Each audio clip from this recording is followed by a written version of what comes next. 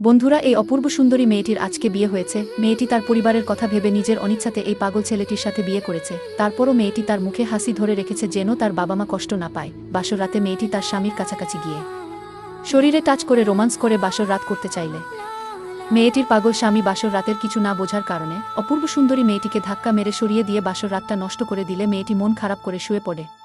পরের দিন সকালে মেয়েটি তার পাগল স্বামীর পানির মধ্যে নেশার ওষুধ মিশিয়ে দেয় যেন একটু হলেও তার সাথে রোমান্স করে মেয়েটি ছেলেটিকে পানি দিলে ছেলেটি পানি খাওয়ার পর মেয়েটি তার ফোনে রোমান্টিক ভিডিও চালু করে ছেলেটিকে দেখতে দেয়। মেয়েটি ভাবে হয়তো তার সাথে রোমান্স করবে, তারপর যা হলো তা দেখলে আপনিও অবাক হবেন। তার আগে বন্ধুরা, তোমরা যদি এই পৃথিবীতে সবথেকে বেশি তোমাদের মা বাবাকে ভালোবেসে থাকো তাহলে অবশ্যই আমার মতো এই চ্যানেলটি সাবস্ক্রাইব করে ভিডিওটিতে লাইক দিয়ে কমেন্টে বলবে বাবা মাকে অনেক ভালোবাসি। মেয়েটি তার স্বামীর কাছে গিয়ে রোমান্স করতে চাইলে ছেলেটি না বুঝে মেয়েটিকে ধাক্কা মারে।